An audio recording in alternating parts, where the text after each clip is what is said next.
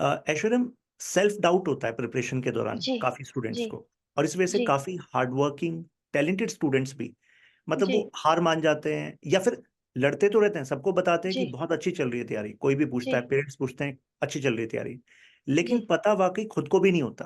जी right. और वो जी काफी स्टूडेंट्स के साथ है। तो जी ये जो डिलेमा है, ये आपके साथ कब हुआ, हो सकता है हुआ हो, जी जी स्पेशली फर्स्ट अटेम्प्ट के बाद, और जी उसको जी आपने कैसे रिजॉल्व किया? जी सेल्फ डाउट देखिए तभी आता है जब आपका जो है रिजल्ट नहीं आ रहा होता है। तो सेल्फ डाउट मुझे बहुत ज्यादा पॉइंट्स पर नहीं फील हुआ, क्योंकि पहला तो सबसे बड़ी बात की डिसीजन यूपीएससी प्रिपरेशन का मेरा खुद का था। तो कहीं भी ऐसा नहीं था कि किसी ने मुझसे कहा हो या किसी ने प्रेशर डाला हो कि आप करो इस चीज को। इवन मेरी फैमिली में भी ने भी ऐसा कुछ नहीं था, उनको था कि जो कर रही हो करो, जॉब क्यों ही छोड़ रही हो, और मान लीजिए छोड़ भी दिया तो ठीक है तुम करो। तो पहला तो आपका डिसीजन खुद का होना चाहिए और क्लियर होना चाहिए कि क्यों आप कर रहे हैं। तो उससे क्या है कि आपको विश्वास होता है, सेल्फ बिलीफ होता है कि आप कर लेंगे। दूसरा जो डाउट आता है, सेल्फ डाउट तब आता है जब हमको रिजल्ट्स नहीं मिल रहे होते हैं, जब हम कोई टेस्ट लगा रहे हैं, प्रैक्टिस कर रहे हैं, या फिर हम 40-50 लोगों में कहीं स्टैंड नहीं कर रहे हैं। तो ये सेल्फ डाउट तब आता है।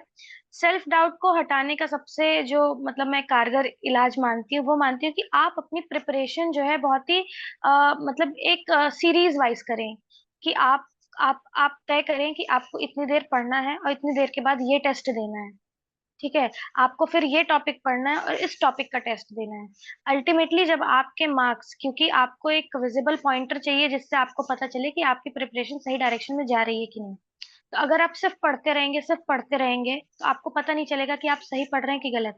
बट अगर आपने 4-5 जगह के टेस्ट दे दिए, 4-5 जगह के अलग अलग डायमेंशन उनके पूछने के होते हैं, अलग अलग क्वेश्चंस होते हैं, वो अलग अलग तरीके से करंट अफेयर पूछते हैं।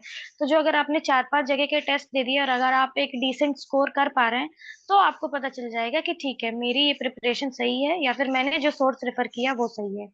उसके बाद सेल्फ डाउट आना मतलब मुझे नहीं लगता कि आएगा सेल्फ डाउट, क्योंकि जब एक एक करके आप सीढ़ी चढ़ते जाते हैं। जैसे कि मैं आपको एग्जांपल देती हूँ कि मैंने जब पहला मेंस का आंसर लिखा था, तो मेरे 250 में से 60 मार्क्स आए थे। और हम्म। मैंने बहुत ही मतलब कि गलत सलत चीजें लिखी थी, उन्होंने मुझसे कुछ पूछा, कुछ पूछा और मैंने लिखा कुछ और। हिस्ट्री का क्वेश्चन मैंने कुछ और लिखा, उन्होंने कुछ और पूछा, तो ऐसी चीजें हुई। तो आपको पता चलेगा कि आपका पढ़ने का तरीका गलत है। बट अब क्या करना है कि वो तरीका सही करना है।